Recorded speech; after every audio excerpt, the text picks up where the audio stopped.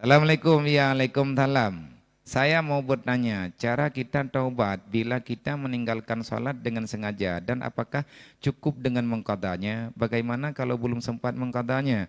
Dan sebagai gantinya membayar fidyah. Membayar fidyah di sini hukumnya gimana? Yang wajib qada sembahyang. Andai kata nak sembahyang yang tidak terqadakan, bolehkah membayar fidyah? Menyemantang udip hanjeun ku kecuali puasa. Nyen puasa karena ketentuan langsung. Man gepegah bak kata semayangnya hana gayu go hana go merempok lang Quran nabi ya. Nyen menyenyan tanyang kabutoi.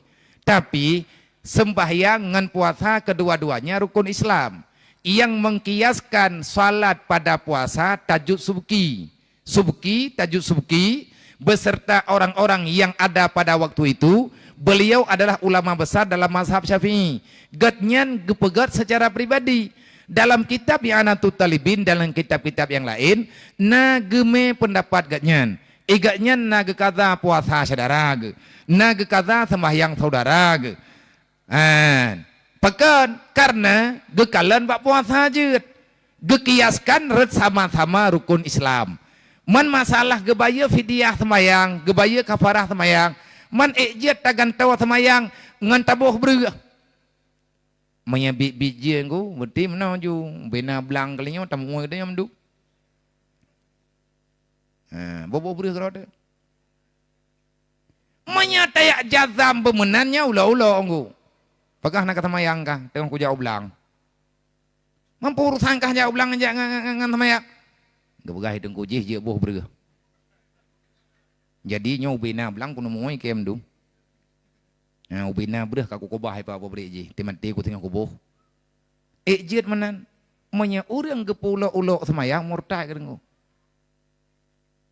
Hana cerita mayang-mayang bak semayang sabo. Allah Taala hana gepumah semayangnya na.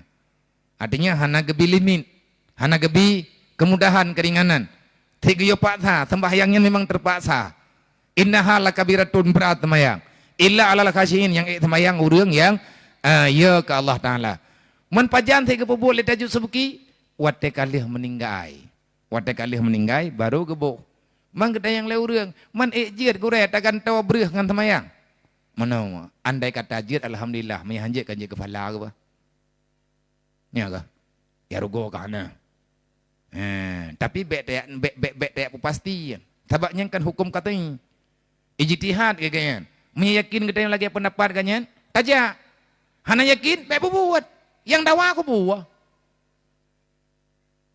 kan kalau tak pegah pun judul tanya malamnya kan judul mendawa menyata lagi pendapat nah setuju jalankan hana setuju hana masalah hana kepak tak be